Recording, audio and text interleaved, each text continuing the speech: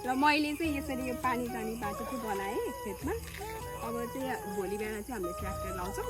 अब आजको लागि चाहिँ यति नै। अहिले चाहिँ सानो पानी आउँदैछ आज, अहिले एकछिनमा चाहिँ ठुलो पानी आउँछ र हाम्रो खेत चाहिँ भोलि बिहानको लागि चाहिँ रेडी हुन्छ।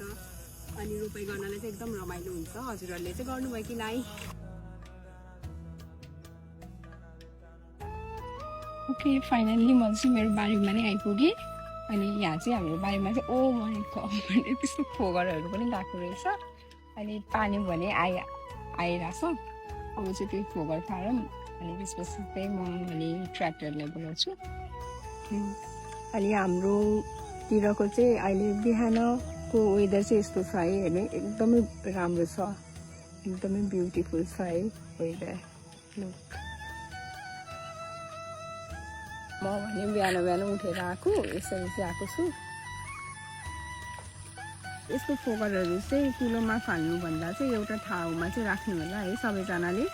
अर्काको खेती चाहिँ बिगारिदिन्छ है, सबै यो बारीमा जान्छ। त्यही भएर यस्तो फोगर चाहिँ कसैले नफाल्नु होला। अब चाहिँ सुरुमा चाहिँ पानी कहाँसम्म पुग्यो भनेर चाहिँ चेक गर्नुपर्छ बारीमा। ओके, म चाहिँ चेक गर्छु अनि त्यसपछि बल्ल ट्र्याक्टरलाई फोन गर्छु।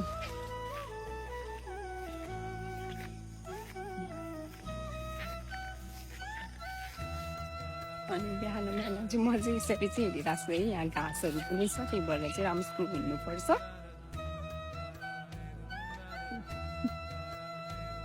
ल है, यो जग्गाको धनी चाहिँ मै हो। अनि बिहान बिहान उठेर यसरी त्यही माथि असारको महिनामा यसरी धान रोप्नलाई खेत बनाउनु भनेको चाहिँ एकदम राम्रो कुरा हो है। हेर्नु होला सबैजनाले, हजुरहरूले चाहिँ रोप्नुभयो कि नै?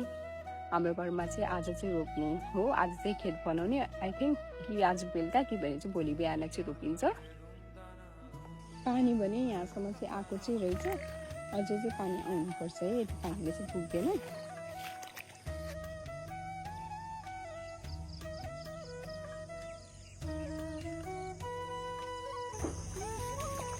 हाम्रो बारीमा चाहिँ यति घाँस पनि रहेको छ, तर यसलाई चाहिँ हामीले अब फालिदिन्छौँ किनकि खेत रोप्नु पऱ्यो नि। हेर्नुलाई पानी चाहिँ टोटल्ली भइसक्यो रहेछ, ट्र्याक्टरलाई भन्न जानु। ओके एभ्रिवान, अब चाहिँ म ट्र्याक्टरलाई बोलाउन जान्छु अनि त्यसपछि वेटौँला।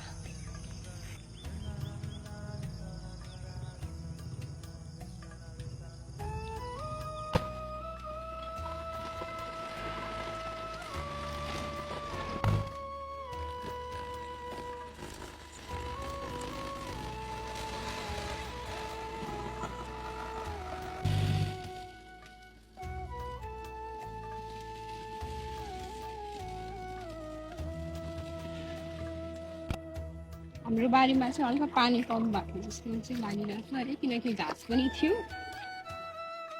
हेर्नुलाई चाहिँ पर्छ। फाइनली म चाहिँ हाम्रो जङ्गलको छेउमा चाहिँ पानीको अब मुहान त नभनौँ, सेकेन्ड मुहानमा चाहिँ आइपुग्यो है। पानी भने एकदमै ठुलो छ, हेर्नु होला एकदमै राम्रो छ है। यता भने केही पनि प्रब्लम छैन है पानीमा, किनकि हाम्रै कुलातिर पनि गइरहेछ, हजुरहरू देख्न सक्नुहुन्छ। प्रब्लम भनेको चाहिँ तलतिर हो, मान्छेहरूले चाहिँ अब हामीले लको पानी चाहिँ लगाइदिनु हुन्छ कि जहाँ चाहिँ अब हाम्रो बारीमा गएको ट्र्याक्टर चाहिँ रोकिन्छ। त्यही भएर चाहिँ अनि हाम्रो गाउँमा चाहिँ एकदमै रमाइलो छ है अहिले, किनकि खेती किसानको बेला चाहिँ एकदम रमाइलो हुन्छ, हजुरहरूले पनि देख्न सक्नुहुन्छ।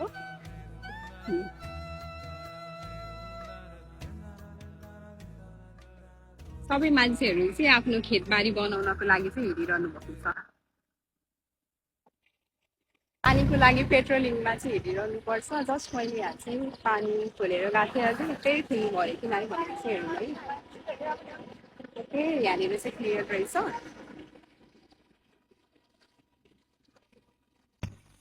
फेरि पनि पानी चाहिँ हेर्नै जानु पर्यो है, मान्छेहरूलाई चाहिँ राम्रोसँग भनेको चाहिँ नमान्दा रहेछन्। अब जाम के हुन्छ है, सबैसँग राम्रोसँग बोल्नुपर्छ। तर के बानी नै त्यस्तै देखाउँछ, नेपाली बानी भन्छ नि हो त्यस्तो। अब ट्र्याक्टर चलिरहेको ठाउँमा त पानी त नरोकेको भयो हुने हो नि त। एकजनाले चाहिँ यहाँनिर चाहिँ पानी थुन्नु भएको थियो, अनि सर्लक्क थुन्नु भएको थियो है। मैले भनेपछि चाहिँ आधी पानी चाहिँ त्यता चाहिँ छोडिदिनु भएको थियो थोरै। हाम्रो खेतमा चाहिँ अब लगभग यति पानी भयो भने पुग्ला है पानी गएपछि। अनि कसैले नै यस्तो चाहिँ नगर्नु के सुरुमा आएको मान्छेलाई चाहिँ छोडिदिनु खेतबारीमा पानी लगाउनलाई अनि त्यसपछि लगाउँदा हुन्छ मिलेर बनाउनु पर्छ सबैजनाले गर्नुपर्छ त्यही भएर झगडा चाहिँ गर्नुहुन्न हाम्रो बारी चाहिँ लगभग रेडी भइसक्यो है हजुरहरू हेर्न सक्नुहुन्छ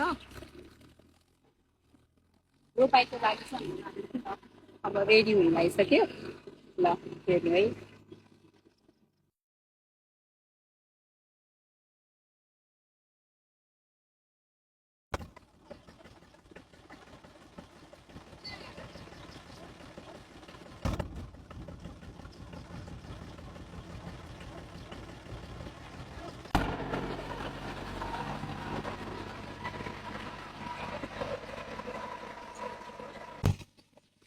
5:30 बजेतिर चाहिँ आएको थिएँ होइन लगभग अहिले चाहिँ 8 बजिसक्यो अनि हाम्रो खेत चाहिँ बल्ल रेडी भयो कि पानी पनि पर्ला जस्तो भएको छ